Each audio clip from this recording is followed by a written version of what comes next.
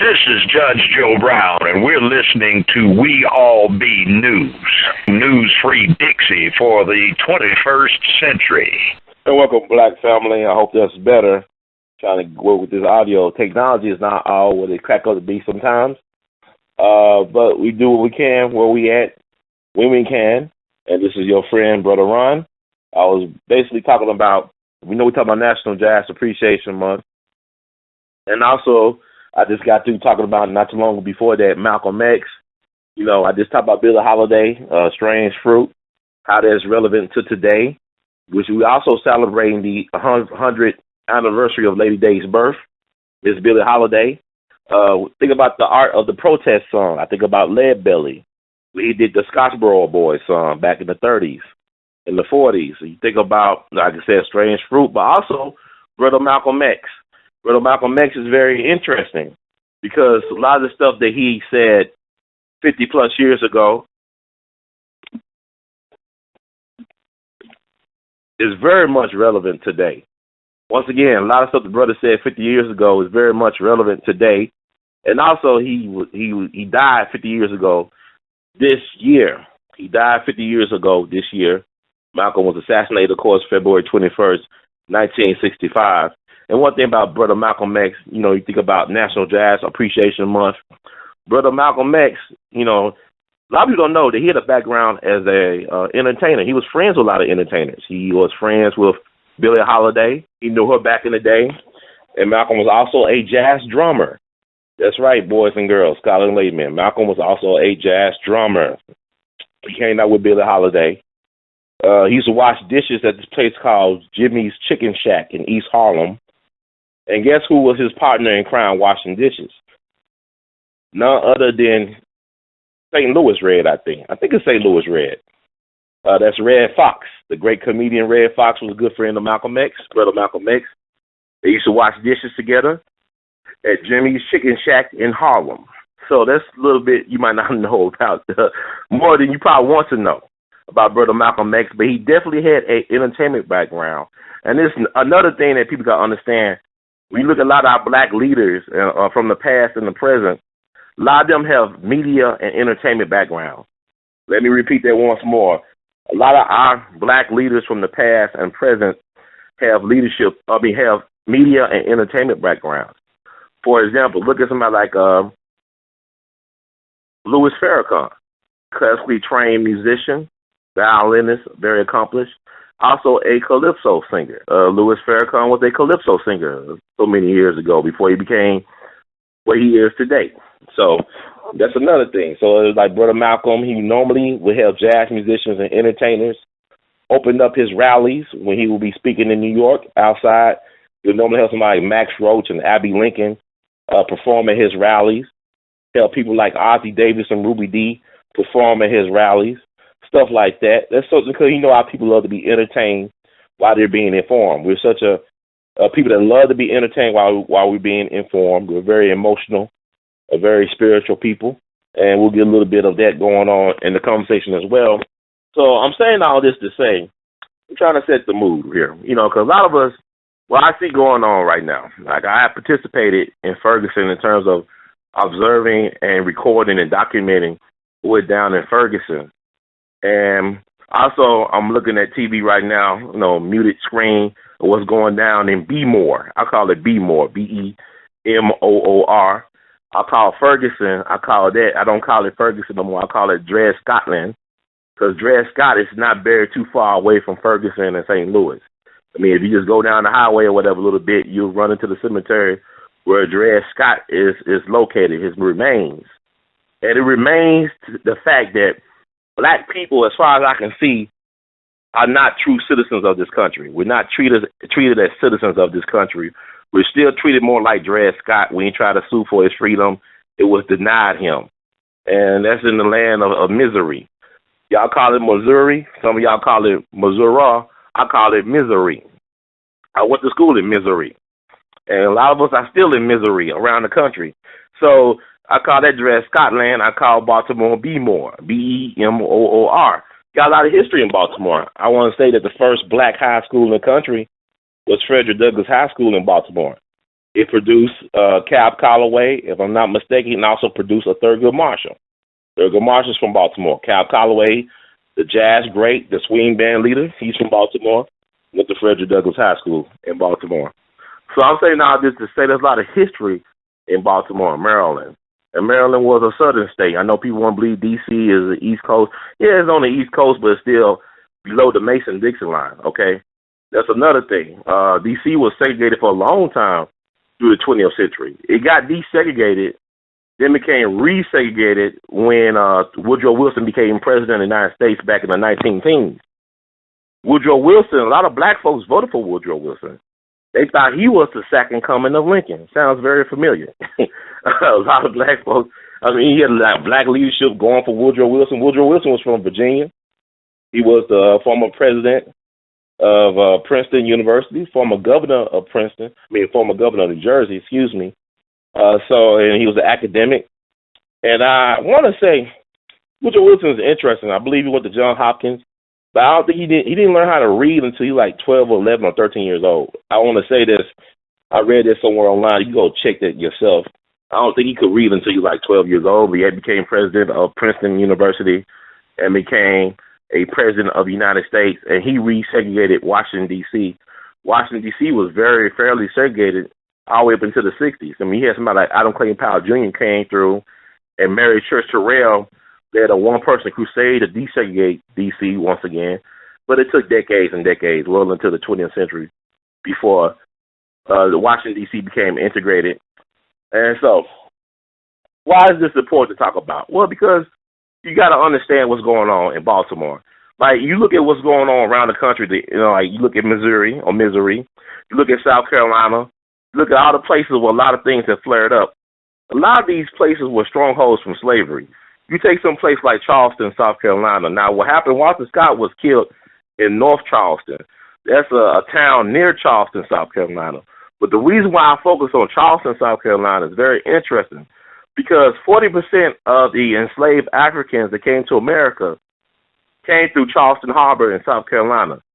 40% of the enslaved Africans that came to America, to the New World, to America, this continent, this land, this country, United States of America, 40% of the slaves came through Charleston Harbor. The Civil War, what we know is the American Civil War was started in Charleston Harbor at Fort Sumter. The first firing shots of the Civil War was April 12, 1861. April 12, 1861. Walter Scott was killed April 4, 2015. Dr. King was killed April 4th, 1968. Representative Reverend Adam Clayton Powell Jr. was killed. I would say killed. April 4th, 1972. Sometimes in April, y'all.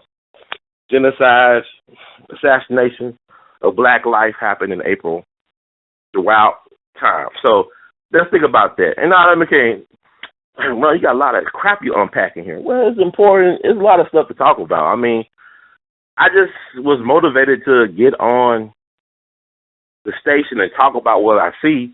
So much I'm trying to process myself.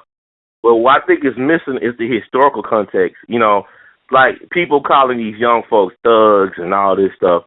The same folks that call these young people thugs will be the same folks calling the young people doing Project C, Birmingham, 1963, where the young people went to jail. I mean, you got elementary, high school, middle school kids going to jail. They would have called them thugs. Although the police was doing the most violence. They were perpetrating the most violence. You know, Bull O'Connor.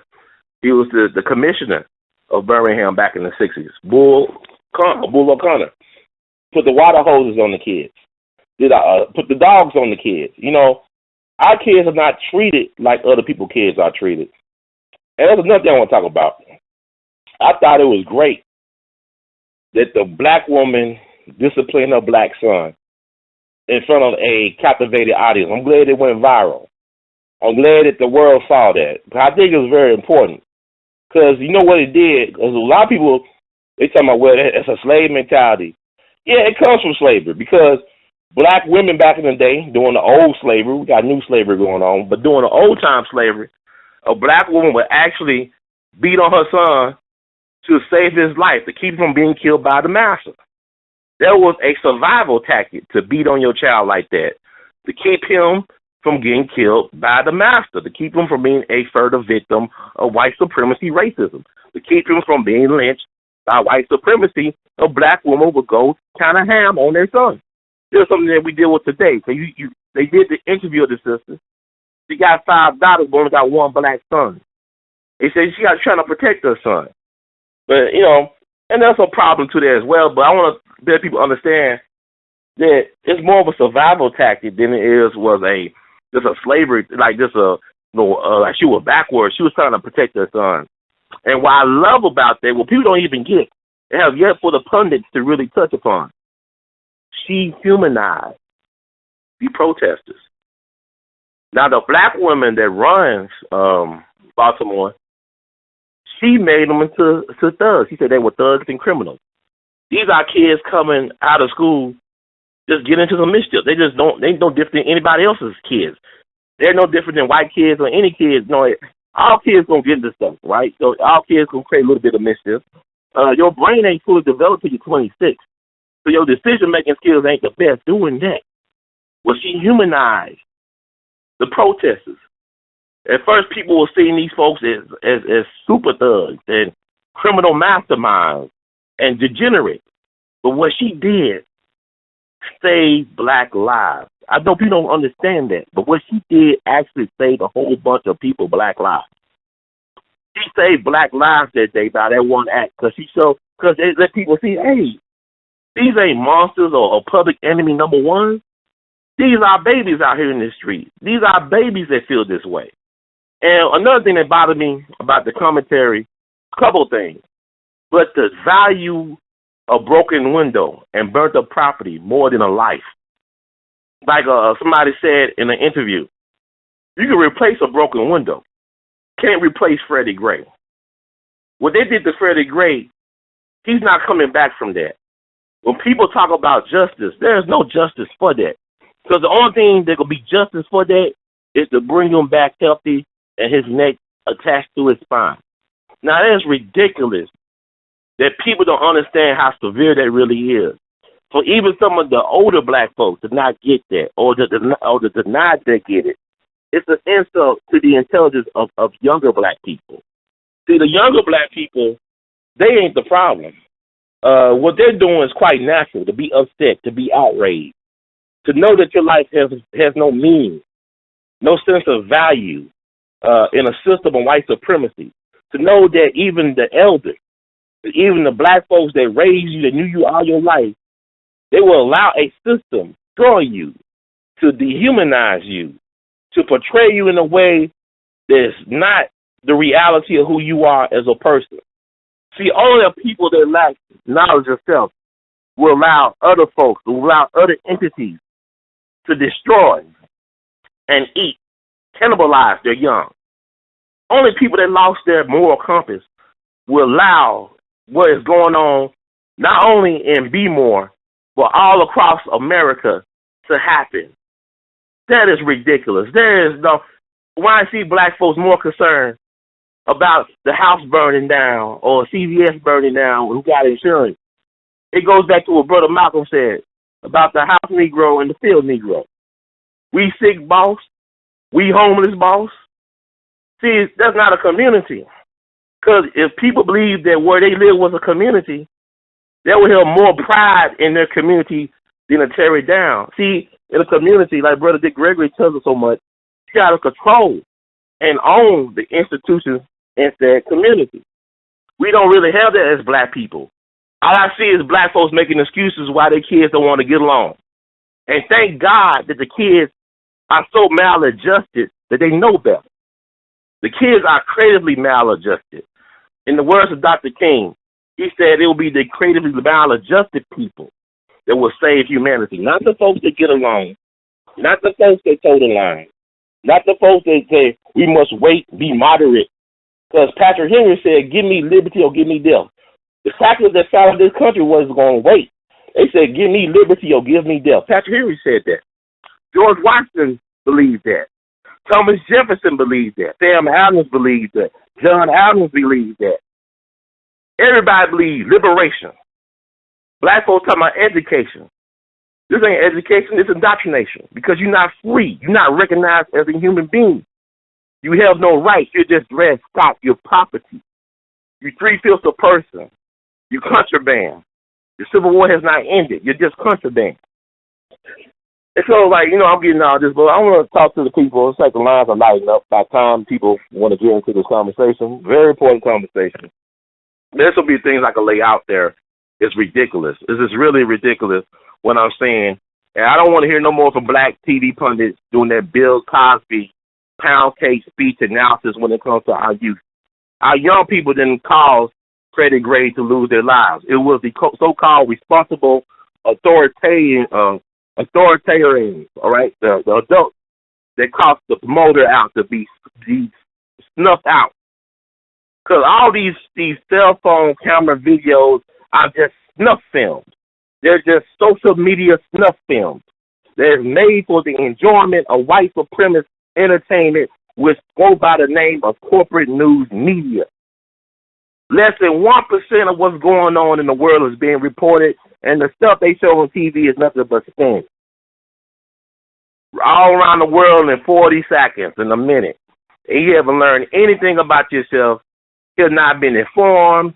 You're discombobulated. You're confused. You're hoodwinked. You've been had. So what we got to do is, it's so important that we as black folks take control of this narrative when it relates to our people. Because they got you believing that we the most violent dogs in the world. Like, for example, they said that what happened in Baltimore over Monday, it was violent. I didn't see any dead white people on my TV screen. I didn't see nobody going around. I didn't see black boys and girls going around with machetes and AR-15s and stuff like that. I didn't see none of that. So how was it that violent? Our system speaks the language of violence. We resolve everything through violence. This country was founded on violence. We bully people with violence. Everything we do is violent. Our national anthem, which was born in Baltimore, in the harbor, is violent. The national anthem is more violent than any gangster rap song you think of. Read the lyrics. Listen how they sing. Our religion is violence. The white supremacists practice Old Testament of rape, war, and pillage on black people while they teach black folks Jesus loves and Jesus forgives. They teach you New Testament while they whip your ass with the Old Testament. And you got to forgive them because you've been indoctrinated. Because what I want to tell people this, that they can take it for what they want to take it. When black folks tell me all about this other stuff, but you don't want it, you can stop eating pork, but you can't change your religion. Because the first slave ship to come to America, to come here, was called Jesus. That's the first ship.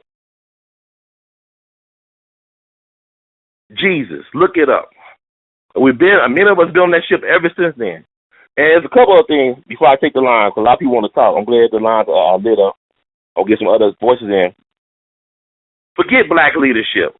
Forget black leadership. It's not important no more. We need black reparations. From now on, the only reason you are a black leader is because you talk about giving black folks black reparations. The people that we vote for, I don't care if they polka dot, purple, green, white, yellow, black, must include black reparations as a part of their political agenda, or we won't vote for them. They must include ending the war on drugs, which really is the war against black people. Here's another thing. Stop saying minorities. Stop saying just poor people.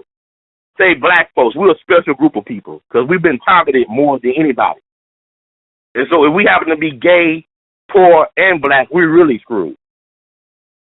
So think about that. Black people are a special group of people that's been targeted by the system for whatever reason. But what I'm saying is, if you're going to vote from now on, make sure the candidate that you vote for is for black reparations, is for ending the war on drugs, is for eliminating the private prison industrial complex. Make sure that is a part of their agenda, because that is the black agenda. And it's funny, people say, well, where's the black agenda? Who's the black leader? Who's going to lead us to the promised land? Well, I just told y'all.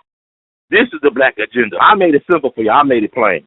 The black agenda is black reparations, is ending the war on drugs, which is the war on black people. It's also ending the private prison industry complex. Those are the three things that are part of the black agenda. I can't help y'all if y'all confused on everything else. Those are the three things that are part of the foundation of the black agenda from now on. This is no more playground. It's nice to have somebody look black with nappy hair in the White House. I'm beyond that emotional voting. We should have been done with emotional voting 50 years ago. Black folks, we all into our emotions. We don't ask for anything. It's like, going to church. People want to feel good. They don't want to know the truth. Sometimes the truth will make you uncomfortable. But, how do you make diamonds? Through pressure. How do you make pearls? Through irritants. So if you're not irritated or agitated, you can't get nowhere, people. You can never get to the next level. So we should be doing what we're doing right now. This is counterproductive. This is counter-revolutionary. If we do not get institutions coming out of Ferguson, Dred Scott land, and out of Baltimore, the goal is not to be in the streets 24/7 with no job and with no institutions. The goal is to get control of institutions that are in our best interest. The goal is to make sure our schools teach knowledge of self. But if you're the type of people that believe that your enemy got your best interest at heart, then I believe there's a spot for you in your enemy's cemetery that's waiting for you. It has your name on you. There's a plot in the cemetery waiting for you. Because of people that do not know themselves, that do not do for themselves, they speak nothing but death.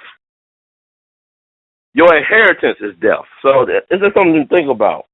Feel free, everybody. The phone lines are lit up. I lit a fire somewhere. I'm glad, and I claim it. Call in. We're about to have a good old time tonight. And if you are on the ground in Baltimore or Baltimore, please call in and share with us your thoughts and stuff about what's going on. And also, one more thing before I take to the phone lines. I was kind of disturbed. I was confused. People keep on talking about peaceful protest. What the hell is a peaceful protest? Protest by nature is supposed to disrupt. It's supposed to agitate. It's supposed to create cognitive dissonance. It's not supposed to be. Protest is not a part of the regularly scheduled program, people. Come on. Peaceful protest? They ain't ask you how you feel when they break your neck from your spine. They ain't ask Emmett Till how he felt when he shot him in the head, wrapped a 70-pound cotton gin around his neck, and threw his ass in the Tallahatchie River. Really was the Black Mound Bayou. That's another story. It led into the Tallahatchie River. I'll talk about that later. But what I'm saying is, y'all folks, when it comes to white supremacy, y'all black people doing y'all best behavior. Y'all rather get hypertension and diabetes than to upset white enemies. Y'all protecting the wrong people. And therein lies the problem. We're not protecting our kids, but we'd rather protect white supremacy than to protect our kids. So I'm hitting the phone lines. Call in, area code 646-652-4593. We're going to the line. Welcome. We all be. How you doing tonight? I'm doing great. How are you, Mr. Hurd? I'm good. I can't complain. I just had to express myself. So what's going on, Mr. Barnett? I see you are awfully angry, and you have every right to be. Yes, ma'am. Well, I'm gonna take it from the top, give you something in the middle, and then I'm gonna put it on the street, and then when I get through, I ain't gonna take up much of your time. And when I get through, I've asked one of the Ferguson original Ferguson protesters to call in. And I want her to speak with you, her or him. I don't know who it is that's calling. I believe it's a woman. And so I want you to look out for the call. Now, I don't know if she's in Baltimore currently or if she's in Ferguson currently, but she was pulled out of a protest to call you. So I'm going to let her gather. Oh, really? What's the number? I got a couple of St. Louis folks on the line. I see some St. Louis people out here. That must be where it's coming from. I want you to look for that. But let me take you to the top. You left out two important black folks when you talked about Baltimore. You left off Frederick Douglass and Thurgood Marshall. You left off Tupac and Jada Pinkett. Okay? Right. All of right. them are from Baltimore. So good things come out of Baltimore. Now I'm going to tell you this politically, because you know that's who I am. After about the 1900 year, the year of 1900, the Democrats came into Baltimore and took it over. It's been a democratically controlled city that long. Nancy Pelosi's father used to be the mayor of Baltimore. That's how she got her start. That's why she's sitting in Capitol Hill. Let's be very clear. It's a very tight game being played in Baltimore. A lot of money comes out of Baltimore. And the reason that we're looking at Baltimore is because it's at the back door of the White House, okay? Let's be very clear. That's why the media is enforced down there. And that's why they called the Nat Guard in so quickly, because it's at the White House back door. Now I'm going to give you some statistics about Baltimore, and I want you to pay attention to this, okay?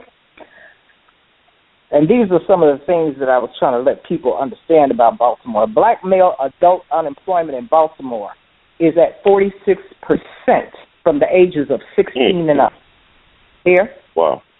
Under an unemployment rate for African-American workers is 20.5% compared with 18.4% for Hispanics and 11.8% for whites. This is just Baltimore now.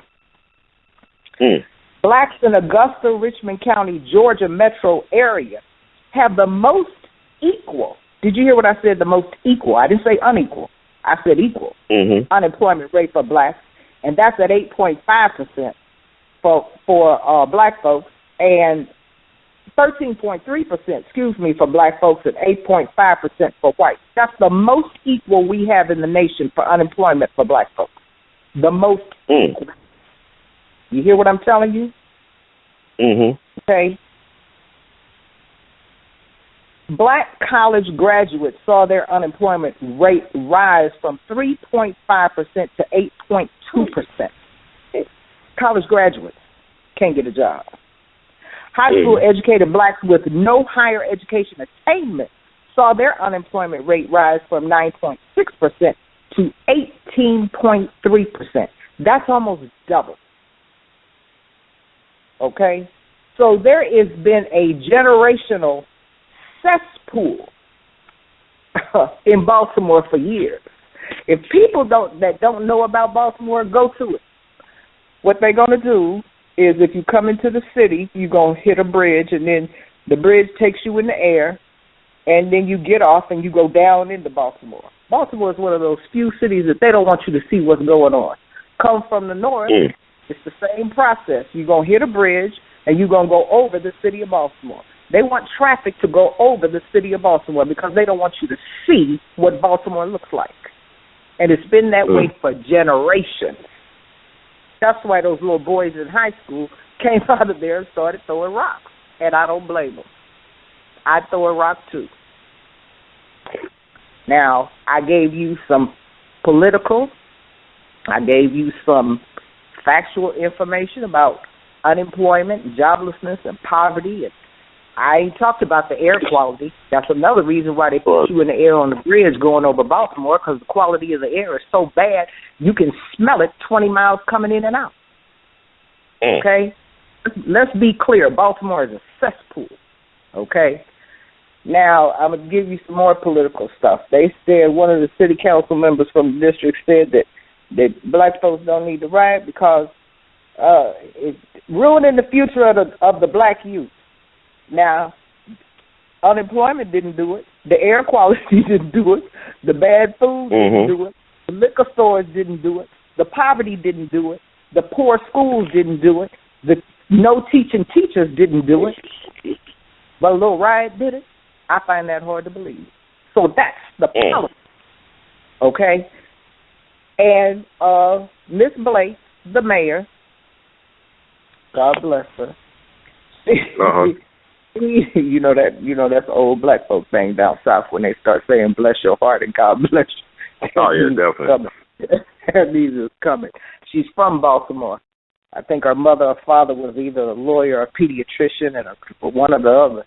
But anyway, she had parents who were lawyers and pediatricians, so she don't know nothing about Baltimore. She knows more about D.C., don't she? Huh. Let's be very clear. Let's be real clear about what's happening in Baltimore, okay? And NAACP been had their headquarters for I don't know how long. We just now hearing about what they're going to do. They done stole money, had scandals. They done did everything they could when they got to Baltimore. Now they want to act nice, okay? So let's scratch them off the list. So here's what I have to say. We cannot, every generation, because, you know, I'm a little bit older, every generation has to seek freedom in their own way, okay? We cannot afford to explain what these children are saying. Let them explain it. Let them tell their own story. Some things we need to stay out of, okay? And that speaks directly to the woman who snatched her 16-year-old boy in the street, okay? Here's my thing, and I have to part ways with you. That wasn't the way to handle it, sister. Your son didn't just get mad. He's been mad for a long time.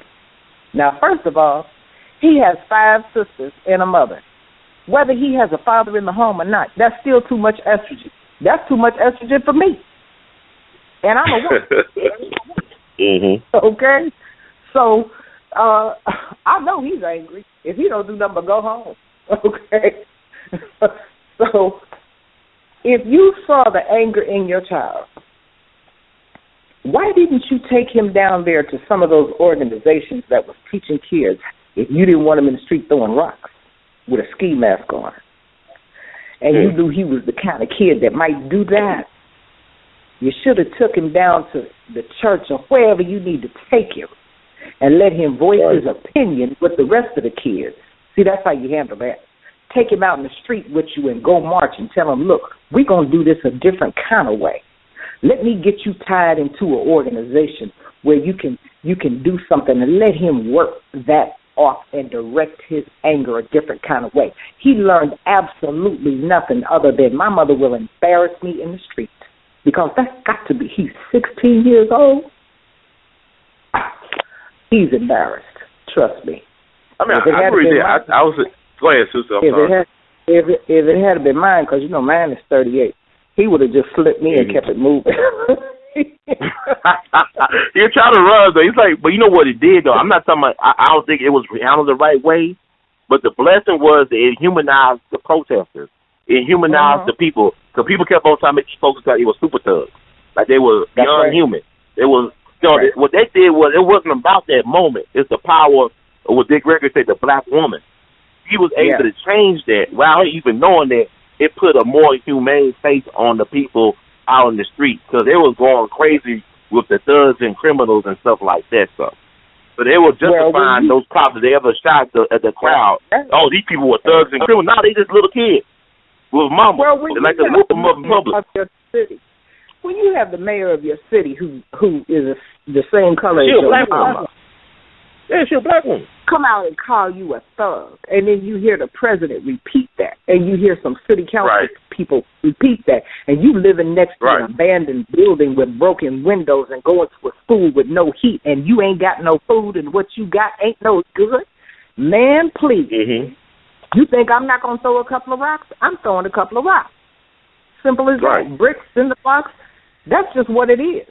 If these white people, and I mean it, this white power structure, if you want this to stop, you need to do what old black folks been saying for years. Sweep around your own front door. And then I'm going to get off because I want you to talk to the people in St. Louis. I want to hear what they have to say. I'm highly interested in this because, and whoever it is that's calling up in here, I didn't get your name, but whoever it is, I just want you to know I've been with you. I've been with you the whole time. And if it hadn't been for the original Ferguson protesters, we wouldn't be seeing any of this. Let's be very clear how this revolution started. This next chapter of civil rights in America started in Ferguson. And those people need to get their just due. And old black folks, if you're listening to me, because I'm 60 years old, get behind them and stop dividing. How about that? Try that one. All right. Well, Sister Burnell, thank you. Yeah.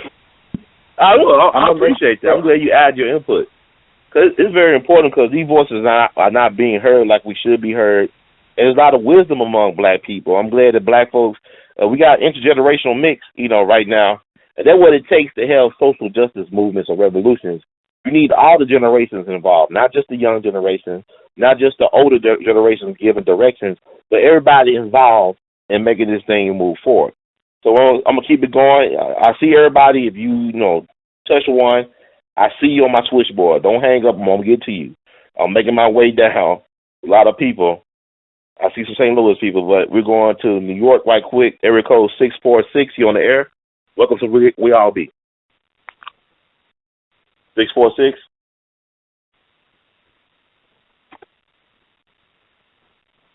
I'll come back to 646. Let's move to 314. You on the air? Welcome to We All Be. Hello. Hello. How you doing? Hello. Hi. We can hear you. We can hear you. Okay. I really don't know. A friend of mine asked me to call in. Actually, I'm Facebook friends with one of your talk show hosts. And really? Anyway. Okay. Yeah. Another friend had called since I'm out here at a Ferguson protest right now. She asked me to call in and give a Ferguson perspective. So I told her I would. Oh, I appreciate it. Yeah, it was Sister Barnett. She just got off the phone with me. And what's your name, sister? My name is Sana. You said Donna? Sana. Donna. Okay. You said Donna. D-O-N-N-A? Yes. Sana.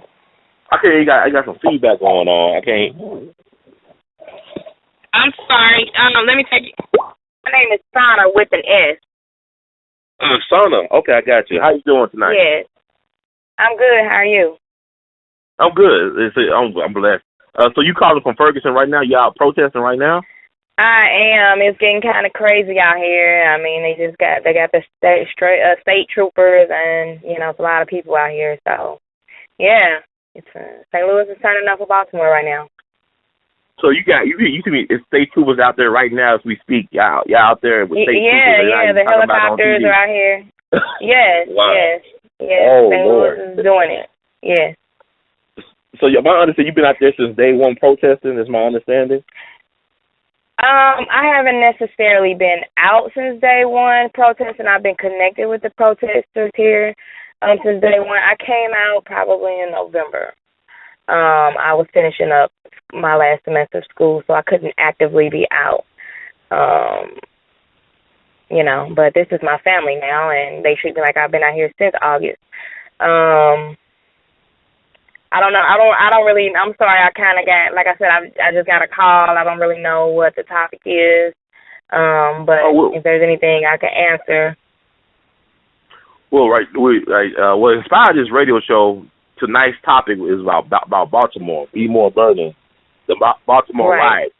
We're talking about what we're seeing on TV right now with Freddie Gray, and of course, Mike Brown came first on August 9th, and the protest. Like people talking about how. What happened in Ferguson inspired what's going on right now in the country in terms of people getting out in the streets, especially young people. And I'd just like to get your perspectives because, go ahead. I mean, absolutely. Like it's been said quite often, Ferguson is everywhere. We all are Mike Brown. It's, I think that what happened in Ferguson and us being able to sustain this movement in Ferguson it's been able to bring to light what happened with Freddie Gray in Baltimore, and you have Walter Scott in South Carolina. All of these cases, I think, just like any other case, would have been, brushed under the rug, but because of the stands here in Ferguson, Baltimore is standing, and now we stand with Baltimore. So I think the point is, black people, and what we see right now, that we have to continue to stand together. You're seeing rival gangs come together and say, we're not against each other. It's us against them, and we need people to see that. Tonight, unfortunately, a rival gang came out here and a young man got shot in the leg. This is what we got to stop. We need more men to come out and talk to these brothers and get through to them. I love what I saw in Baltimore today because we didn't really see that in St. Louis. I saw a picture of Baltimore with 100 clergymen out standing in solidarity with the protests, and I think that's what we need in St. Louis. We need more leaders to stand up, and people need to see us unite. Like it was in August, you saw Bloods and Crips uniting. We have to unite, and we can't do it. It's a lot of us, but we need as many city leaders as possible to get out here and help us, stand against the real enemy, because we're going to have more hashtags before we ever get anywhere. Violence is not the answer. However, you can't tell me you value property more than you value someone's life. So, I don't know. That's my take on it. Now, are you with an organization or are you there as an individual just working with the people? I've been working with ground level support, and what we basically do is just kind of provide needs to the protesters, food, clothes, whatever they need, gas money. I don't want to call us technically an organization. It gets kind of bureaucratic when you talk about organization, but we do work as a team. So, I don't know. No, I'm not. You're not from St. Louis, United or anything like that. No, I am from St. Louis. Yeah. You are from St. Louis, but you went to college somewhere else and came back? No. I am from St. Louis. I have a family, so I was in school and, staying closely connected with the protesters because I couldn't be out here as much as I would like. But now, I'm working full time. I have children. This is my duty. It's what I do. I can't. Once you become part of this movement, you can't leave. It becomes your family. It becomes part of who you are. And in Ferguson, we plan to stand for change, for permanent change. And we're not going anywhere until we see it. Enough is enough. I have 2 sons, and I don't want to put, I don't want to be the next hashtag with my babies. Right now, I feel like as black men, they have a double target on their backs. If it's not the police, I have to tell my 12 and 14 how to behave in front of the police. And then I have to tell them which areas they can go in my community. And as, the white women don't have the same fear as we have. You know what I'm saying? They don't have to worry about, other people in their community coming after their children or what the police are going to do if their children look suspicious. And until that changes, until black men, black women too, they're killing black women, but until we can be seen as equal citizens, we're not going anywhere. It's going to be a long fight, but in Ferguson, we're ready. And if I could give any advice to Baltimore, sustainability, stay pissed off. Do not let it die. Every leader, everybody who feels the anger now, keep it going. That's the only reason right now I'm sitting right here in Ferguson with helicopters flying over my head, police cars. The love and passion and the commitment we have to change has kept it here in Ferguson. And whether you see us on the news or not, we're still out here. And we want the same for Baltimore. Do not let them kill your fire. Keep it going, whatever it takes. That's definitely great. There's a lot of inspiration in that. And since you are a mother of 2 sons, I'd like to get your take on what happened in Baltimore with the sister spanking her son, quote unquote. What are your thoughts about that? What's your take on that? As a mother, I guess I can understand her fear, but I had a Facebook friend who actually it was a white guy. He's gay, and he got really upset about it. He said everyone is praising her for being Mother of the Year, and getting upset about that. Yet no one can understand the rage of that comes from a culture of people who have been oppressed and killed for years. It's that as a mother, she has to understand as a black young man where his pain is coming from. Now, yes, she needs to get him together as far as, she doesn't want anything to happen to her child. She doesn't want him to be the next hashtag, but she has to understand as a young black man, he's trying to stand against it. He doesn't want to be the next Freddie Gray. So she needs to, I believe as a mother, you know, I can understand and I can empathize, but I think that she needs to stand with her son, with the protesters. Help him, talk to him about it. You know what I'm saying? Like, I hope that she's having open communication with her son about it, because I'm having open communication with mine about it. I don't like to tell them everything. I don't like to tell them that, you know, how often they're killing us, because I don't want my sons to be scared. You know, they shouldn't have to be scared of the police, but I think she needs to have that open dialogue with her son, you know, so that he can be out here and fight for his rights in an appropriate way. So that's my opinion on it. I don't know. But well, you telling me also that you said there's state troopers and helicopters out in Ferguson right now as we speak? There are, yep. And so what I'm trying to let people understand is that we're just in April right now. This is not even the summertime, right? Nope. And people talk about martial law. Martial law is very real. It's happening, and it got, you know, everything's going by the script.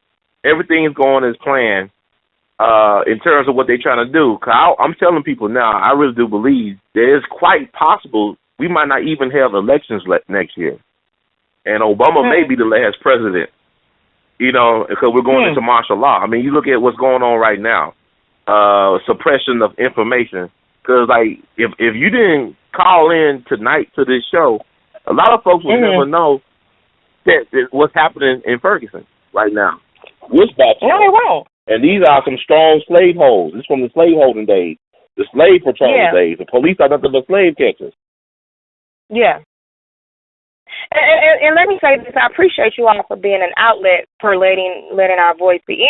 Anything that lets our voice be heard, I appreciate, because we don't always get to tell our side of the story. But I want to tell your listeners too: if you want to follow the movement, not just in Ferguson, follow our narrative. You're not going to find it on CNN. You're not going to find it on Fox. Follow our narrative. Follow us on Twitter. Follow us on Facebook. You're not going to find the real story on what you see on the news. It's just not going to happen, you know. So just keep that in mind. Yeah. No, definitely. You said our narrative, right? That's the name of the group. Yeah. Okay, I'll definitely be following our that. Our story. I'm talking about our stories. Our stories. It's the activist community. Yeah. Yeah, follow our, Okay, our stories. All right, gotcha. Yeah. And I also want to ask you this, because I know it's a concern. Like, I actually was in Ferguson back in August. I went to school in St. Louis, and I went to WashU in St. Louis undergrad. But I was in Ferguson in August. And I know I look at the media, they're talking about how it wasn't organized. I love the fact that it was organic, but my concern is now, as I hear some of the original activists talk about, you know, because they had a story not too long ago about George Soros, the big-time Democratic donor, billionaire guy. He, you know, put in like $33 million into the movement in Ferguson. And folks were talking about, the people that were like the community activists were talking about how they were not getting any of the money in terms to get into the movement, how the movement has been hijacked by outsiders. Yeah. Do you feel that way? I mean, what's your feelings about that? Absolutely. I read the article from George Soros, and I from what I read, the $33 million wasn't just put in Ferguson. It was like spread over a span of time. I don't know. I can't say that there or from what I've heard that did receive money. Now what they did with it, I don't know. Now what I honestly what I don't want to do is, because at the end of the day we are family. So I don't want to get on a public radio station and start, down in my family. I'm not going to do that. But if there was any type of misappropriate use of funds, it's unfortunate, but I can tell you, being a frontliner now, being out here all the time, we take care of each other. We're broke. I go to work every day. I'm not traveling. You know what I mean? We're a family. We feed each other. We I think I said that already. We feed each other. We give each other gas. We take care of one another. The ones that are out here, we're not getting any funding. So it is. That's just the reality. I understand, you out there. Cause I saw some Ferguson folks people like Ferguson activists, quote unquote, out in Baltimore today or yesterday, talking about what's going on. And I'm sure that everybody has different levels of commitment to struggle and stuff like that. But I love the fact that when I was out there, it was very organic. And I think that people put too much emphasis on what leaders are or what leaders are supposed to do and look like. I think leaders are people that act on what they believe in. That's a leader to me. You don't have to be in front of no organization or help disciples. You just got to be a person that takes the initiative. That's a leader. And to me, you're a leader. You know, like you're doing the things you're doing. Yeah, thank you. I think that, you know, another thing I would say when it comes to all of these, because, you know, when everybody came out on August 9th, right, like there was no organization. We were just all individuals, and we saw something that was wrong, and we wanted to stand against it, right? So I think that one thing we're coming to realize, even us being out here right now, you know, I'm sitting in my car watching what's going on in front of me as we speak. But we got to get back to why we came out here on August 9th. It's good that people want to hear our story around the country, but there's so much work to be done here in Ferguson. I salute and I support Ferguson that came to Baltimore, but we need to be standing around this entire country against systematic racism, against police brutality. Baltimore right now can handle Baltimore. Chicago is standing up. St. Louis is trying to stand up.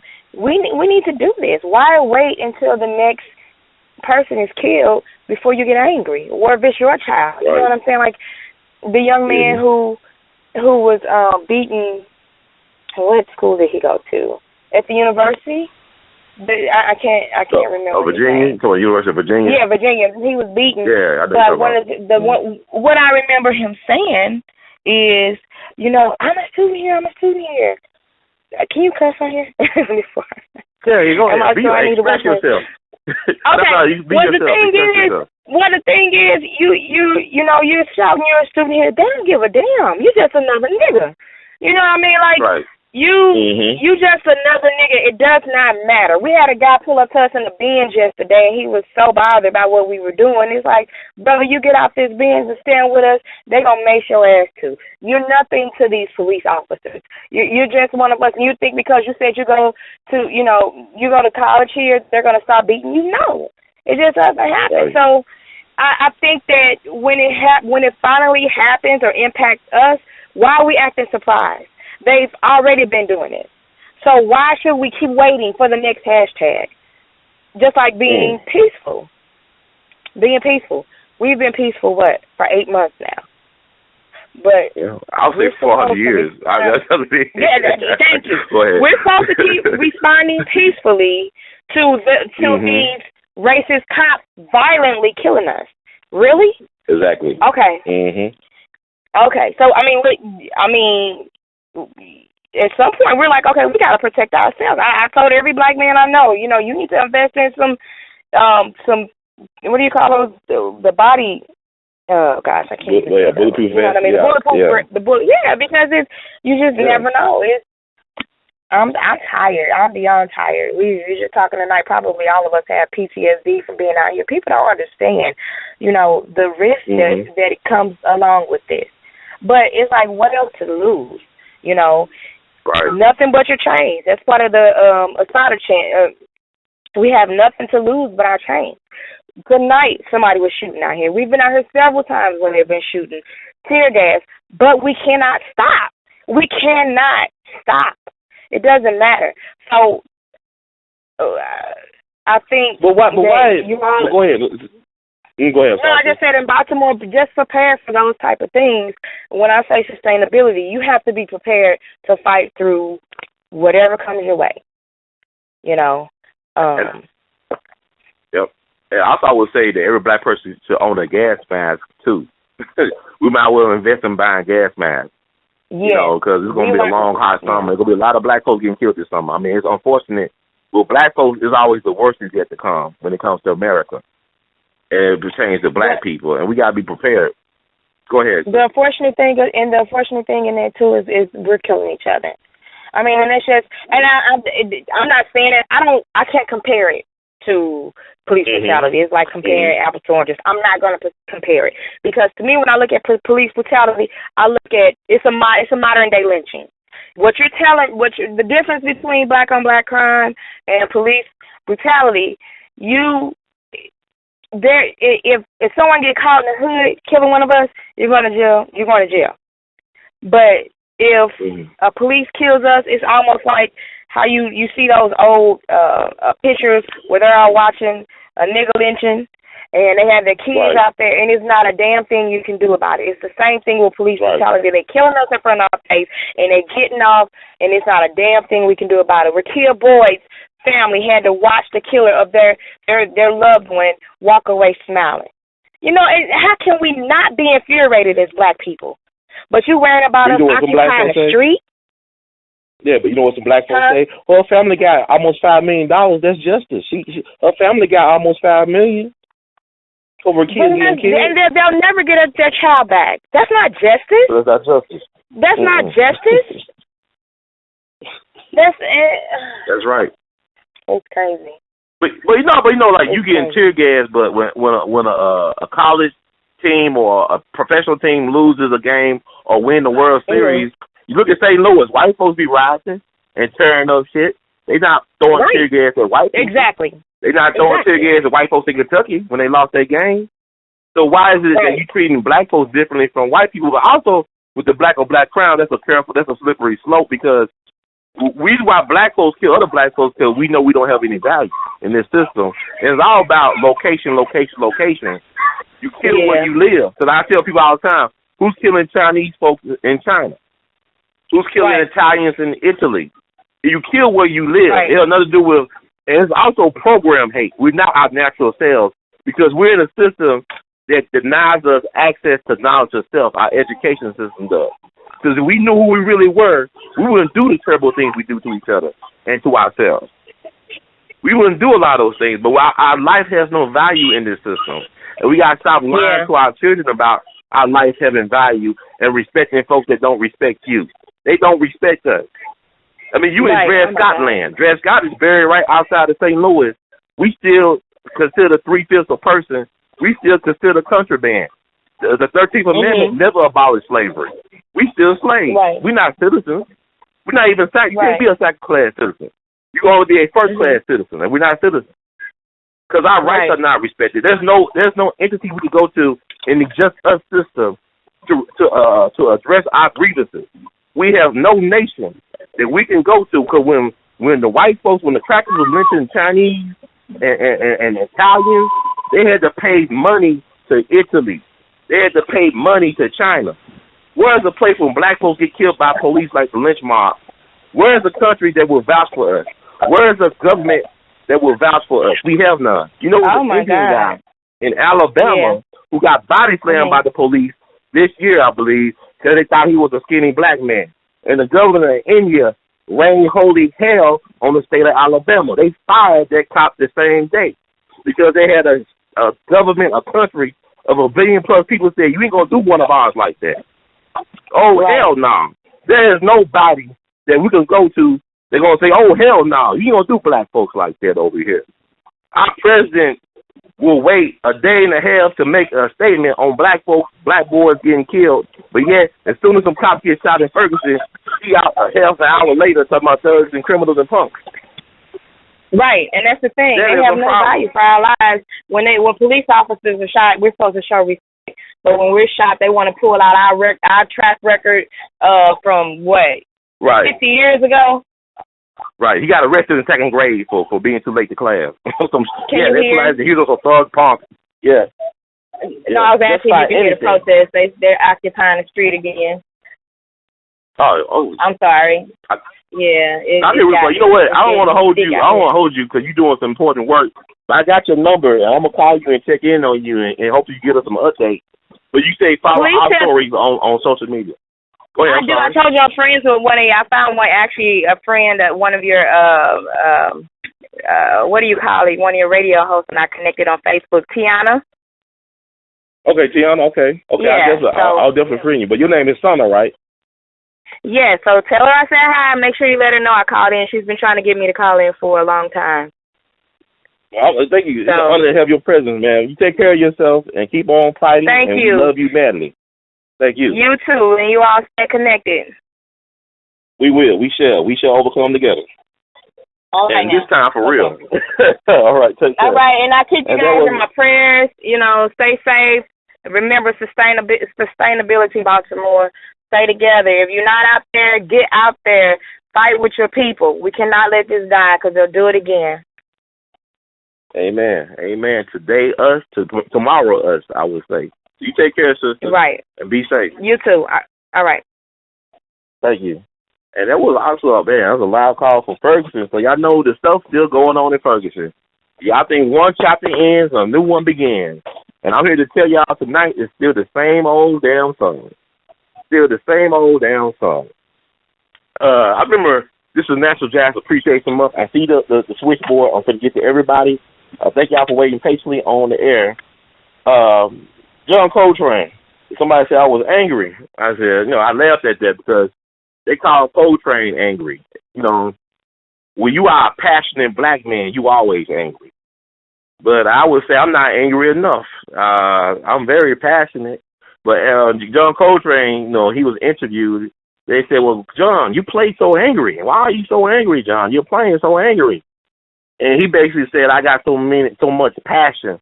I got so much I want to share with the world. I got so much I want to express with you all before I go. And that's how I feel. I got so much I want to share with you all.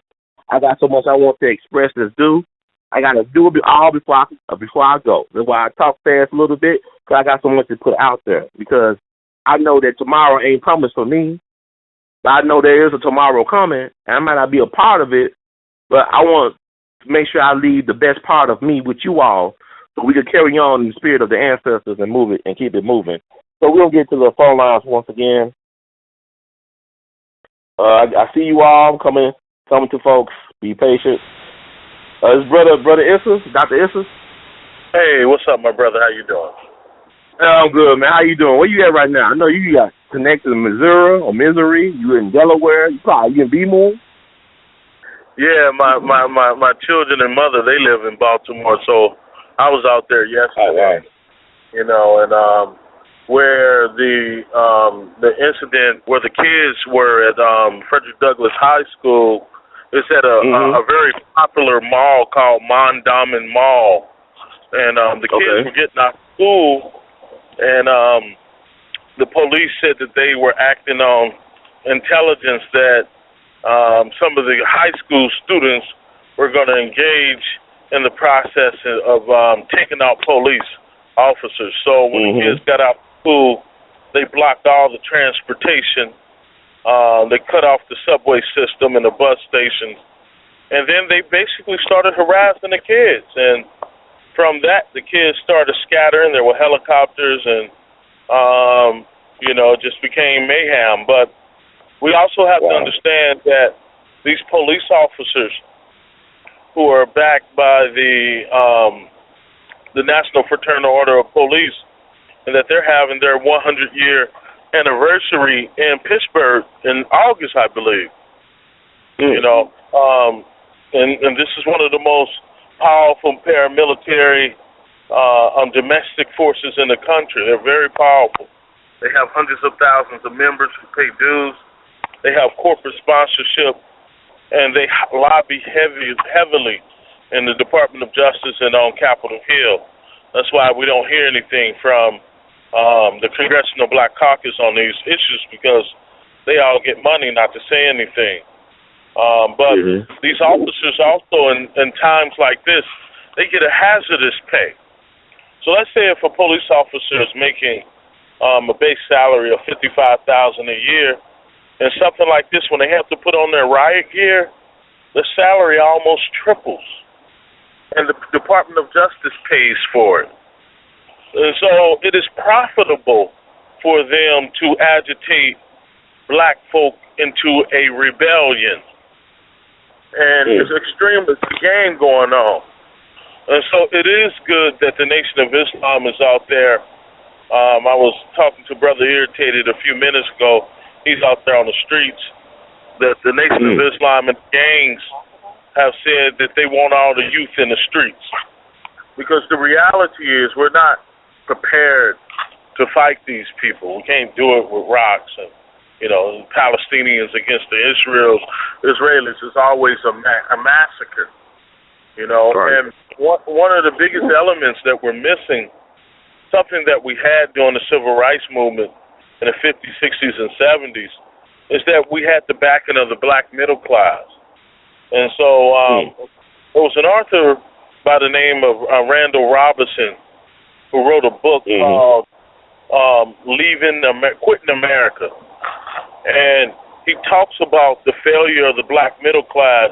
He wrote this book 10, 15 years ago, that the failure of the black middle class means that black folk in America will be a permanent underclass, and which would only get worse and worse, and which we're seeing that now.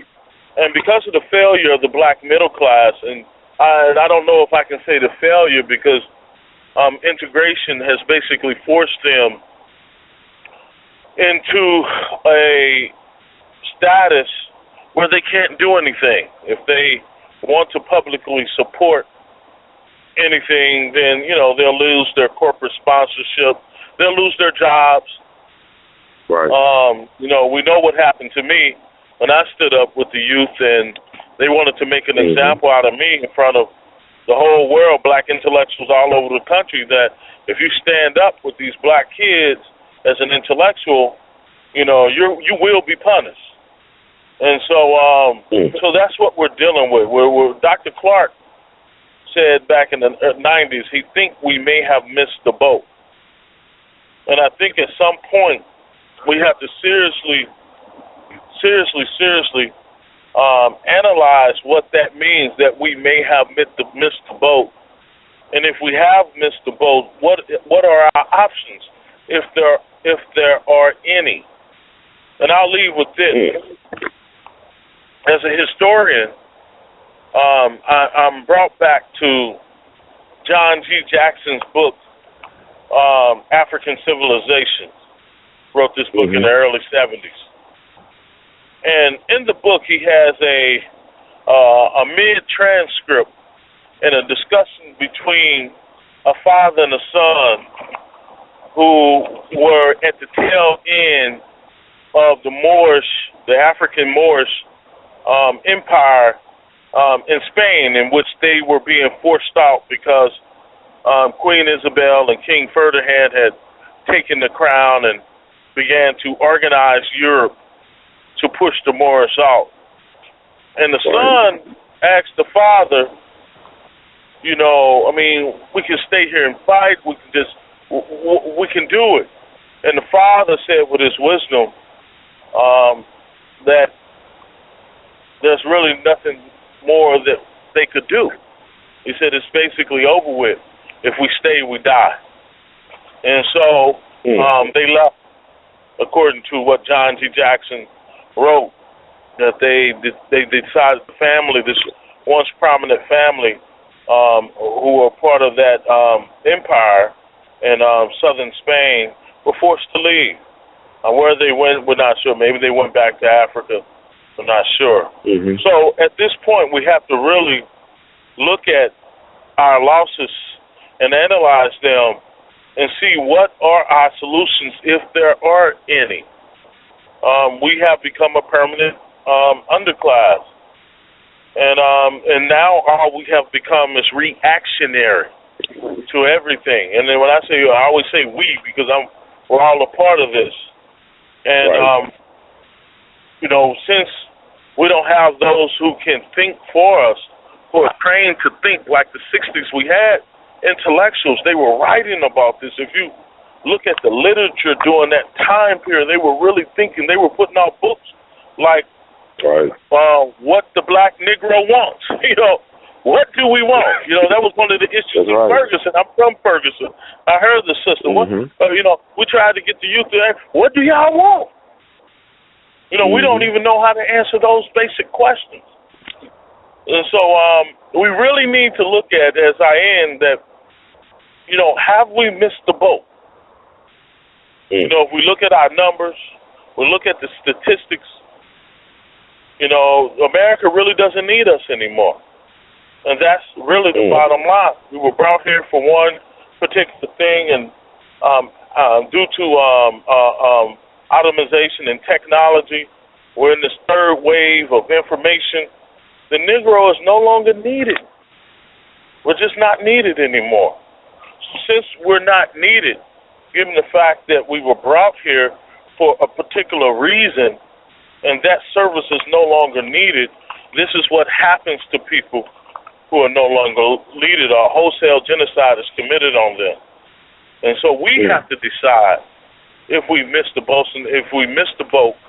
if we run out of solutions, things that we can do for the next 20 years here, then we have to make some very serious decisions. And this is something that we're not talking about as a group. You know, have we missed the boat? And if we have missed that boat, as Dr. Clark would say, where do we go from here? Dr. Edison, man, I want to thank you always. You always come with the knowledge and something like some food for thought. And make you stay safe. I'll be praying for the safety of you and your family and everybody out there for the right reasons, as well as those knuckleheads who ain't out there for the right reasons. So we all in this together, like he says, we got to do it. We got to come up with the plan. We got to start working together. And I'll say this, Dr. King said, a riot is the voice of the unheard. They tried to get him to speak out bad against the riots in the urban areas in the 60s, in the late 60s, and he said, no, a riot is the voice of the unheard. That's right. So even those knuckleheads, they're saying something with what they are doing. They're saying that they are not a part of this system, and it's a cry for help. That's right. But who's listening? So I'll leave it there, brother. Oh, man, thank you so much for blessing us with that knowledge, man. You gave us a lot to think about and some things to work on. And I want to make sure, like I said, safe travels, sir, and we'll be in touch very soon. Take it easy. All right. It's good. We got people calling all over the place. Got Ferguson connections, East Coast, everybody weighing in. And we're going to keep it moving. And we'll go to area code 646 one more time. Are you there? 646? Okay, I guess they just listening. But I'm going back to the Midwest swing. We got Sister KC on the line. Queen KC. Queen Renee, how you doing? Hey, how you doing? Hey, good. It's good to hear your voice. Thanks for calling in. Got a lot of things going on right now. Mm-hmm. You said what now? So what are your thoughts about all this? I mean, what's going on? Get some thoughts from you, and then we can keep it going. First, I wanted to say about the brother who was just speaking. He was phenomenal. Much respect to you. Much respect. He said so many things that I absolutely agree, and I absolutely say, and he was spot on, and he said some things, that really inspired me to think. So he gave a lot. But as far as the situation that's happening, in Baltimore, we have to understand that this system was never made for us in the first place. The system is not broken. The system is working exactly how they want it to work. And a lot of us don't understand that. And I feel like somewhat of what we're doing is almost, and I'm not against the rioting. I'm for that. But we have to also understand that we need to stop trying to beg for these people's respect. They're not ever going to respect us. A lot of us don't understand the difference between tolerance and acceptance. White people tolerate black people in this country. They do not accept us or respect us, and they never will. The other thing I think is the elephant in the room, just overall with all of these issues and with everything going on, is exactly what the brother said and what I say all the time. They don't need us anymore. They are tired of us. They have the new niggers, excuse my French, they have the new niggers, which are the Mexicans and all these Latinos that are coming over here. So the black population is getting ready to be is projected to be the number 4 population in this country within the next decade, behind the Asians, because the Asians are coming here like it's going out of style. So we don't understand we're in the midst of this, still trying to mix and mingle with white folks. We're still trying to get white people to like us, love us, accept us. We sitting up having babies with them, marrying them, doing everything that goes against our survival. And, you know, particularly with the brother Freddie Gray, if you see the video, you see this man's leg was broken. People were telling them his leg is broken. They didn't give a damn. You can see how they dragged him, how they did his body. Okay, why was he arrested? Why can't we get information? Why was this man arrested? So he was arrested for running? What happened? You know, they can record everything under the sun. But when it comes to something like this, just like in Ferguson, oh, we ain't got no tape. Oh, we don't have any recordings. Oh, no, we don't have any video. This is the same thing that happens over and over and over again. And what they're doing right now is a balance of power. They manipulate the balance of power. So you have these media outlets like CNN, MSNBC, and all that, and they're showing 24/7 now this quote-unquote looting and burning of buildings and fighting the police and all this that they're trying to show and put to the public. But see, in the midst of this, we're not talking about the actual death of this young man. We're not talking about how was his spine severed. We're not talking about how the hell was his voice box crushed. See, this is what they do. White supremacy always has to shift the balance back in their favor. So just like with Ferguson, so they did something, you have one of their white supremacist soldiers go out here and kill this young black man wrongfully, and then what they do is when black people react and get up in arms, then they say, see, they're savages, they're thieves, they're animals. So that is supposed to be a justification of what they did to Freddie Gray, what they did to Mike Brown, what they did to Eric Gardner, and on and on and on, and Tamir Rice. You know what I'm saying? So I'll wrap it up, but we have to understand that this will not stop. These people, you cannot change these people's mentality. They cannot stand black people. They do not consider black life worthy. They don't compare black life to that of white life. It's not the same. And we can fuss and fight with the police as much as we want. Again, I'm in agreement with the rioting. But aside from that, on a political note, trying to reason with the police departments, that's not going to do anything. And lastly, let me say this. What's happening now, they've got to get the HNIC.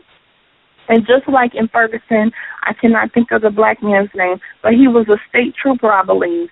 They brought him in, and he was, supposed to kind of quell everything and calm the people and all that kind of stuff. So what they have now is like Jamal Bryant, who's a pastor in Baltimore, and, some other religious people. And so whenever you see these religious folk come in, they're supposed to be leading black people, all we're going to get ready to do is a kumbaya, because they are supporting a religion that has been so detrimental and hurt our people, and that a religion that pushes to turn the other cheek. So this is very bad, what's happening now. My heart hurts for this young man, for his family, for Walter Scott and his family, who this man was shot 5 times in the back. And if you notice, when they bring his story back up, if you notice, they don't bring back up about the fact that he put the taser down next to this man's body. See, they start to push certain details out the picture to get ready. And so we need to be pushing for who the hell are these officers? What happened? Why are they need to be in jail right now. We need answers. So they want to get focused on the violence, and, unfortunately, this is their system, and they're going to play it how they want to play it. But much respect to the people out there standing up for their community, standing up for black people. I don't see a problem with it. You can't push people in the corner forever and think they're not going to come out swinging. The white man uses violence. He's used violence since the beginning of time. But anytime black people get pissed off enough to want to step up, then they want to say, oh, they're so violent. Why do you have to use violence? Look, there has been no real change that has ever happened in this country or really in this world without bloodshed, without violence, without people standing up. Because if we could decide on things civilly, it would have been done. Integration is the worst thing that has ever happened to black people besides the transatlantic slave trade. Integration is awful. We can see in 2015, integration has not worked and does not work. And I'm done. Thank you, Ryan.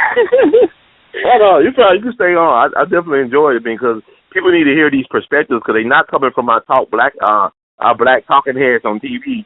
And that's why they call it the idiot box for a reason, because they're not giving people this type of information and perspectives to consider.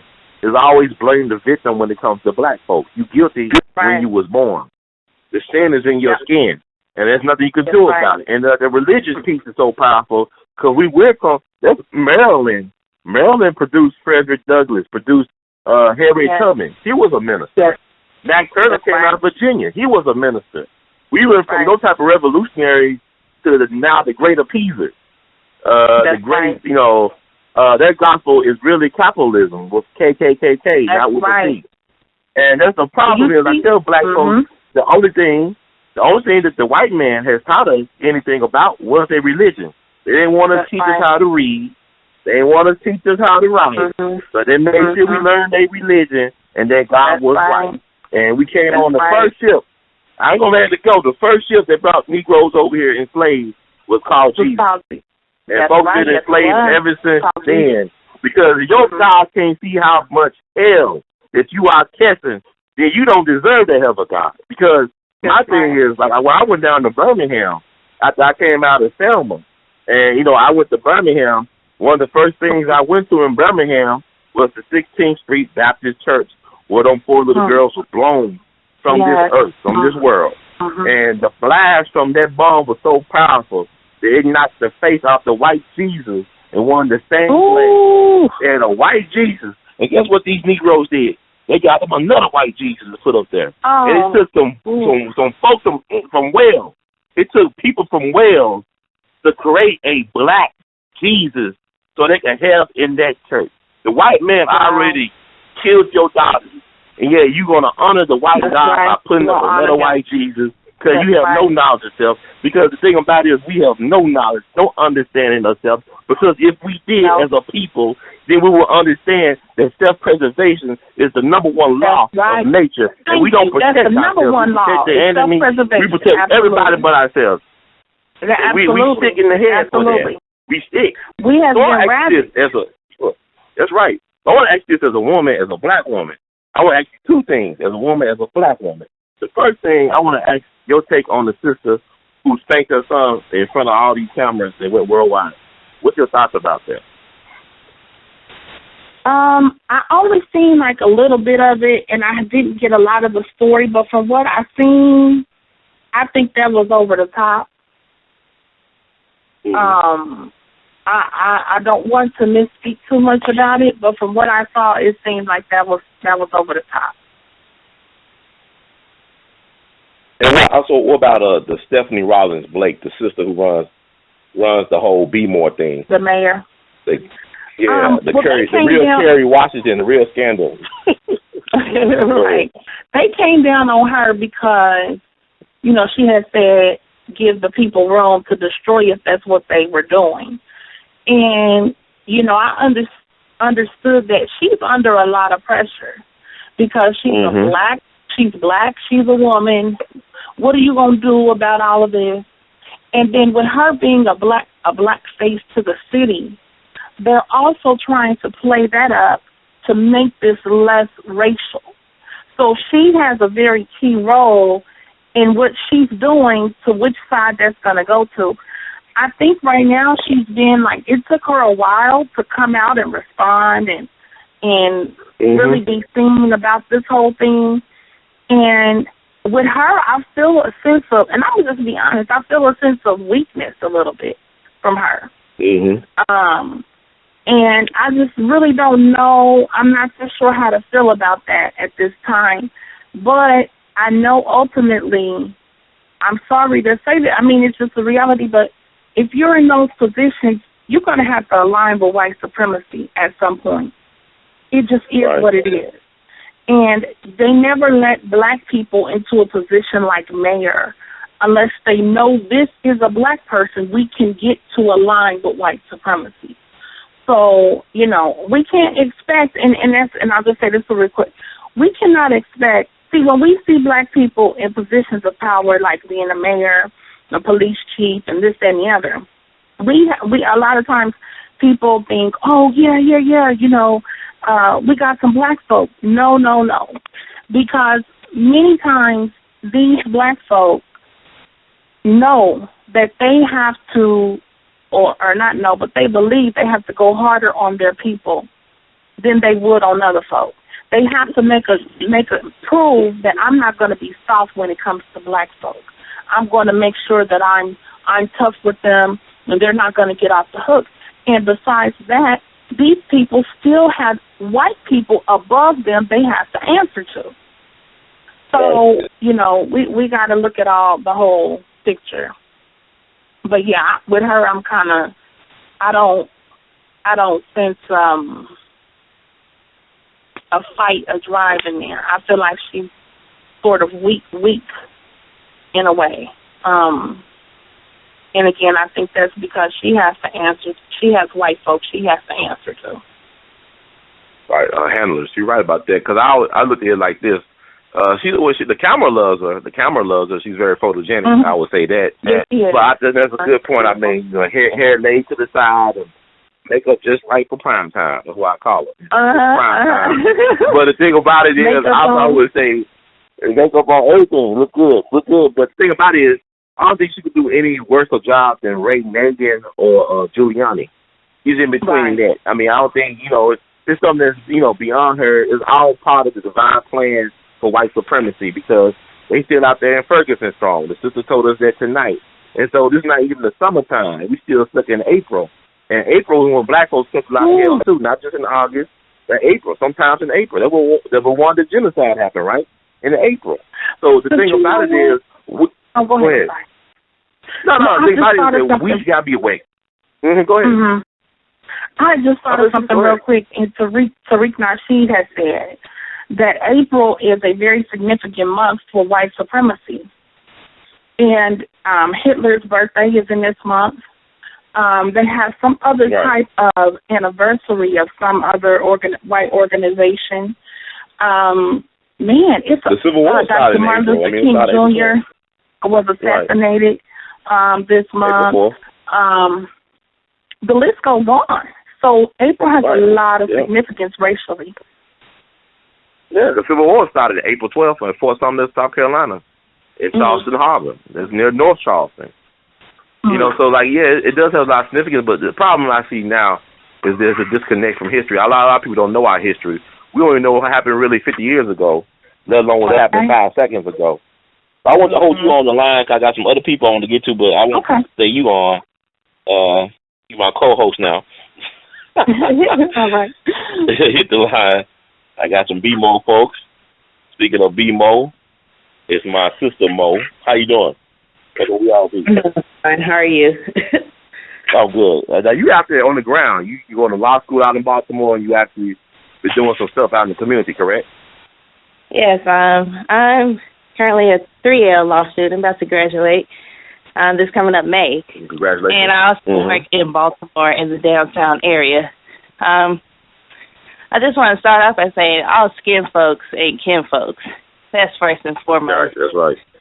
Yeah. And that's what we're seeing out today on mainstream media. As far as the Baltimore mayor, she's been walking on eggshells for quite some time now.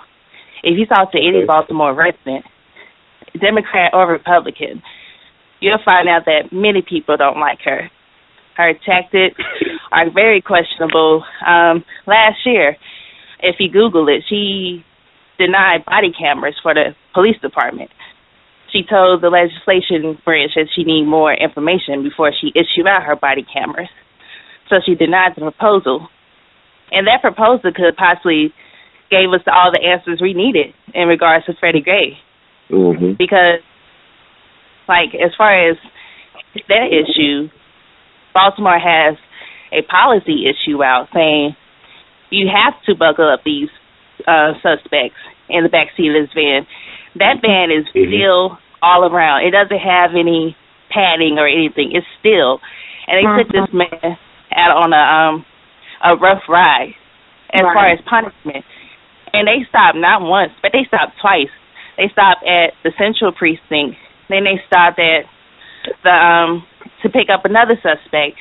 Then they finally went to the Western Precinct, and where they discovered he was in the back seat, knocked out. And people don't understand the severity of his injury.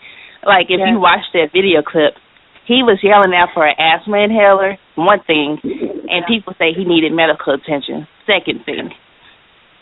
That man did not walk at all to that van. He was dragged to that van, and they placed him in the back.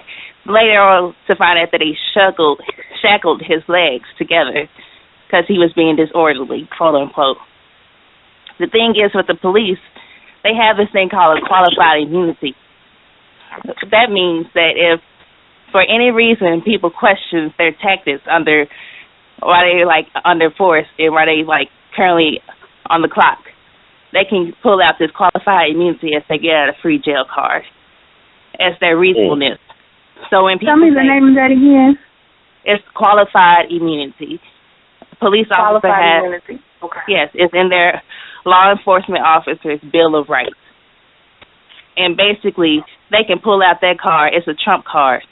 They can say, oh, I fear for my life, as many of these people have said time and time again in these incidents. I fear for my life. And if they do internal investigation and they find reasonable belief that this person feared for their life, they off the hook. They may get a desk job, if anything.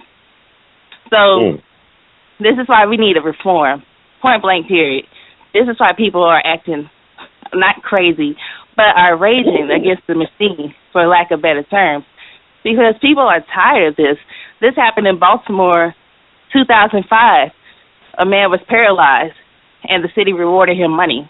1999, another man was paralyzed because of the same tactics that the police used. So the people of Baltimore are certainly fed up. And I haven't lived in the city of Baltimore, but commuting into the Baltimore area and interacting with the people of Baltimore area, they take great pride in their city. People may call it the Wire. They may call it a dirty, grimy East Coast town. But people in Baltimore take pride in their city. And that's what we're seeing, like with select clips that the media do decide to show on the positive flip side. They try to say that the Crips and the Bloods and the Guerrilla family, et cetera, sent out a message to the police saying that they're going to hurt them yesterday. But that message was found on Twitter, and it was circulated around by the high schoolers. And that's what you saw, young kids in the crowds acting foolish. And I rightfully condone the mother for snatching up her child, because if she's not going to snatch him up, who's going to snatch him up? The police officer? I'd rather for her to snatch her child up and discipline him than for the system to snatch him up and place him into a pipeline. So she did well. So I just want to say, everything you see on the media is not true. Baltimore is not up in flames. Downtown is not up in flames. I work downtown. Only thing around downtown is a whole bunch of police and helicopters patrolling the skies. Like, don't believe the media. Don't believe people you see. Don't believe the skin folks, because they're not telling all the truth. If you want the truth, find some Ustream videos that's live broadcasting. Find people on the ground that's tweeting the action, mining the action, Instagramming the action, Facebooking the action, because the revolution is not televised. It's being social medialized. And that's all I have to say. Well, thank you. This is my sister, my biological sister, Melissa, also known as Cindy. She'll be a lawyer very soon next month. We're proud of her. We love her madly. And keep up the good work, sister. Thanks for calling in. Thanks. It's a good surprise. No problem. All right. And so this you hear it, folks. You got some folks from Baltimore. And go ahead. No, I was just going to say she gave a lot of insight. And, I don't want to misspeak about the incident with the mother and the child because, like I said, I didn't really see what the whole thing is, but I'm going to look that up and see what's going on with that. But, no, the sister gave a lot of insight. Yeah, she has. I mean, she worked in the system and stuff as an intern and stuff like that for different people, and she's been there for a while. Mm-hmm. So also I want to say with the mom, I was telling people I think she saved a lot of black lives by her doing that because they humanized the protesters. Because first of all, I think it was monsters. Like, even the black mayor is a black woman. She has a daughter, I believe. And for her to call these young people just thugs and criminals. Right. Like they Babyface Nelson and Pretty Boy Floyd or some shit. I mean, it's like, it was like crazy. Because I'm saying you making them to super thugs. And these just little high school, junior high kids just want to be part of something. It's like a lot of people out in the Ferguson thing, it was more like a celebration for them. Like they had their kids and stuff out there and about. But if she didn't do it, I'd rather for her, like my sister said, for her to do that than to have the Baltimore Police Department break his neck from his spine. Right. That's the thing. So we got one more caller. I think it's Sister Barnett. Are you there? I sure am. Boy, this sure has been interesting, hasn't it? Yeah, it was a roller coaster ride. So much stuff to talk about. We didn't cover everything. Yes, and I'm going to tell you, that's what you got to do. That's what you young people have to do. You have got to get together and find solutions. And I'm going to say a few things. You had some gentleman on, I don't know who you were, he was some of the fraternal order police, which, there's a rule of thumb. If you know anything about politics, Washington, D.C., always follow the money. So he told you the truth. Anytime they put that gear on, they make money. So that's money for the city. So this thing, and I'm going to go on a little bit. Miss Rawlings-Blake, she didn't break a sweat, did she? Now, let me tell you. No, she looked good. She made for prime time. If my city was on fire, I'd have been missing some of my eyelashes or something because she had on a full face. He knew she was getting ready to be on TV, but that's what you have to do when you position yourself politically and you may be on your way out of a job. You have to position yourself to get a new job. You feel what I'm saying? That's true. She got a job on TV waiting for her. I believe that. Yeah, she got a job on TV waiting for her. Yeah, that's what you do, or another political position. Okay, that's what you do. Let's be clear. Let's find out what else happened yesterday besides the riots, which the uprising. It wasn't even a riot; it was an uprising, which knocked the earthquake news off the map, didn't it? Took it right off. Took it right off. See, when black folks do something, it's power. It's black power when we get together on something. It's powerful. It's shell paradigm.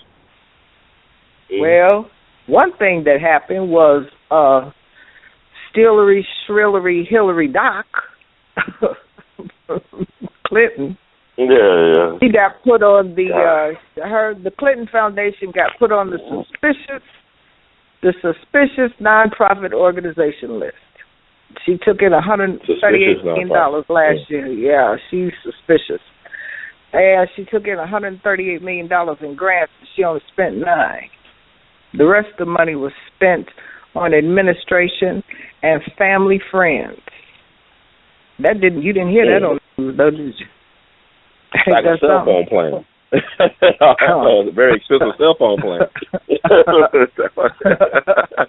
Well, you know what, though, sister? I'm glad you brought up the Clinton thing because even the people of Haiti have been complaining about the Clintons because they the new Papa Doc. Go ahead. I told you a long time ago that was his payoff. That Haiti was his payoff. Didn't I tell you that? Yeah, they complaining about it. They didn't get no contract. He ain't gonna give them. But the people nothing. there can't get contracts with them. Yeah, I mean they sold their country. I mean they selling their country. Clinton not going to do nothing for no black folks but kill them and lock them up. Here, I'm telling you what I know. He was the governor of Arkansas. That makes sense. And lock them up down there. Didn't he lock them up down there? I mean, but you know what? But here's the thing. Yeah, but he's the first black president, ain't he not? He's the first black president. Put all these black folks in jail. And he locked all these brothers up. I ain't had a black president yet, okay? No. So if y'all had one, that man is not black. I ain't had one yet, okay? Okay, Let me tell you what else. Now, I got some good news, because we all need good news. Definitely. 200 of our little Nigerian girls that was snatched by Boko Haram was brought back home yesterday during the riots. Oh, wow. Ain't that something? We didn't hear about that neither, did we? No, we did not. You ain't gonna hear about that. And we're about Loretta Lynch. Let me tell you what else happened yesterday. And y'all need to be paying attention to this, because this directly affects black folks and Mexicans and poor white folks, okay? They get ready to pass that TTIP bill, that trade bill. They're going to pass it. Let's be very clear. They're very close. They got real close yesterday, real close. You know what why it directly affects you?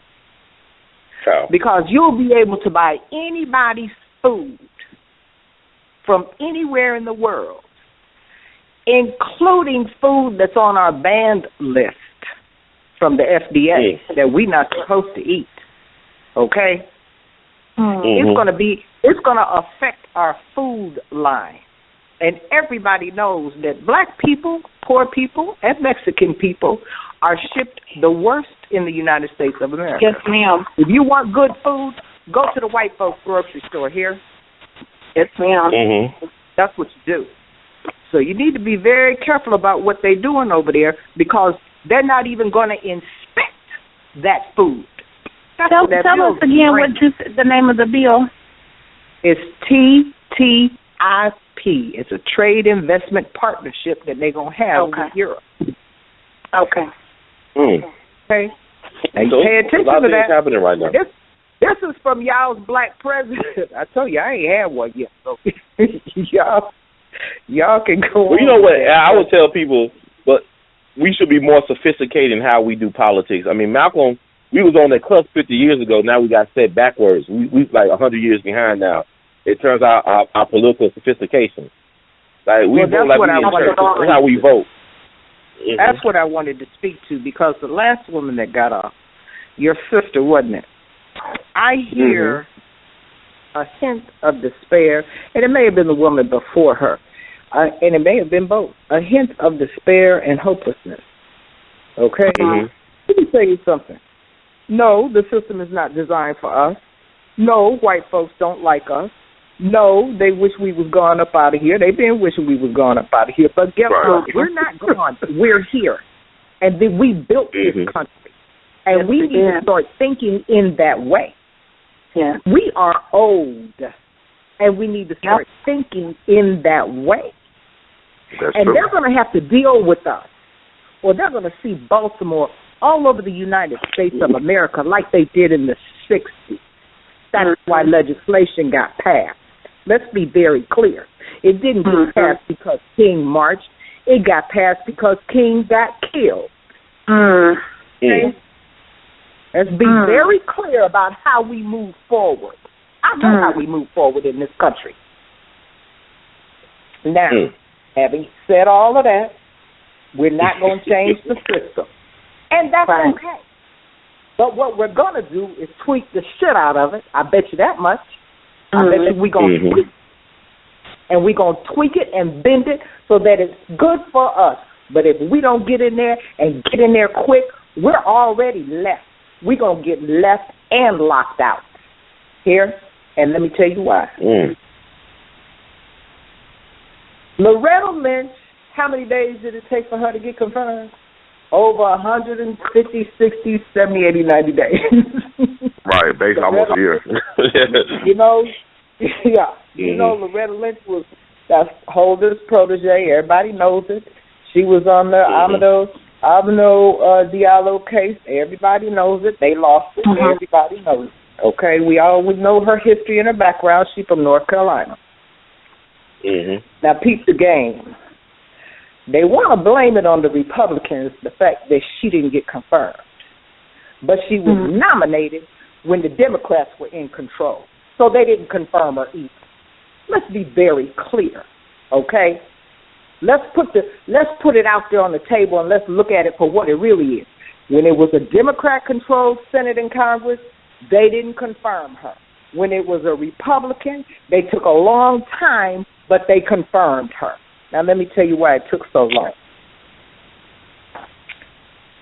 There's a little thing called the immigration bill. They questioned Loretta. She went to her hearing and asked her how did she feel about it, and she sidelined with Obama. Leave them here, give them amnesty, do whatever we need to do. Let's put them in the workforce. We can't afford to lose them, and we can't. Let's be clear. We can't afford to lose them.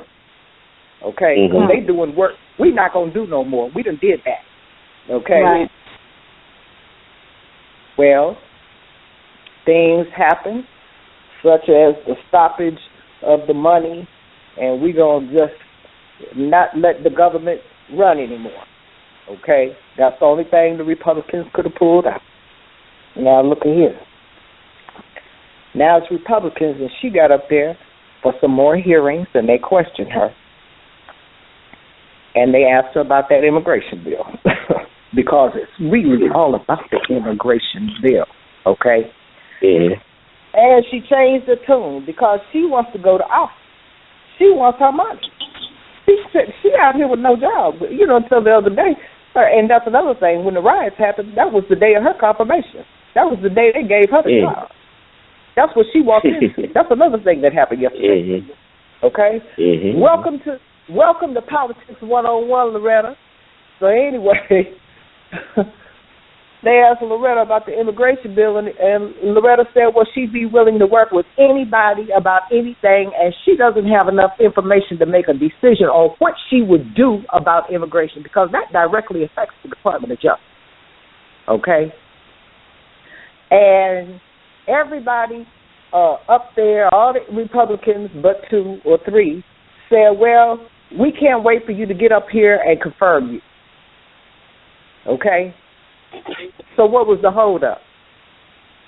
That trade agreement. That's what the holdup was. Now Obama's going to go over there and do something that we think the Democrats should not do because they're supposed to be progressive, aren't they? Well, the reason why I got the NAFTA thing, right? The NAFTA on the bill claim. Right. Follow the money. I think y'all trying to follow the money here. Follow the money. So now that he's talking about he's gonna pass that trade bill, all of a sudden she got confirmed, didn't she? Yeah, well, that's politics 101, right? That's politics 101. And you got to understand what the game is, and that's what I try to teach black folks. Understand the game, because if you can't play the game, you can't be around them people. You have to play the game with them, and you have to have it in your mind that this country was built by black folks, and everything they do directly affects us. And some things we may not be able to do anything about it, but the stuff that we can do something about, we're going to do it. That's right. And white folks just have to eat that, swallow that, and shit it out when they get ready. Ain't nothing else they can do. Okay. That's right. Well, Sister Barnett, I want to thank you. Well, that's what it is. And Sister Barnett, I want to thank you for that insight and analysis. And also, Sister KC, Sister Renee, thank you for joining us. I want to thank all our people that called in from coast to coast. Go ahead. I'm sorry. You were saying something? No, I was saying you're welcome.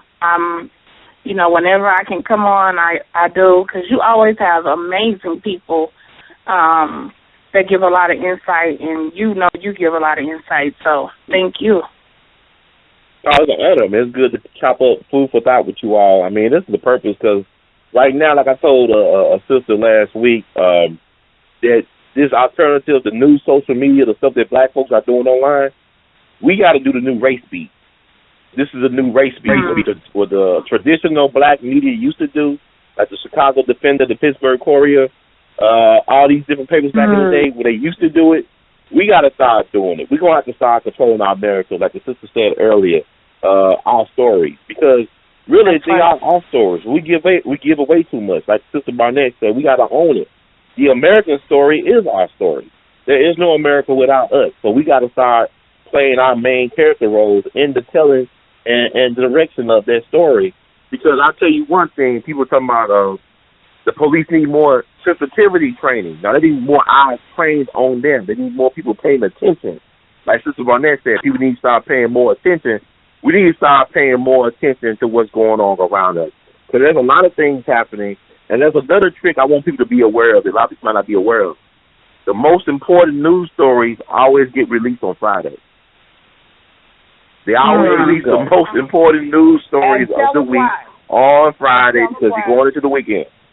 Because you're going into the weekend and you're going to forget about it by Monday. Give them all the information now. Not only is it released on Friday, but it's released on Friday at the news hour where the whole country can watch it. So they're going to key it in on Central Time, not East Coast Time, because we done heard about it.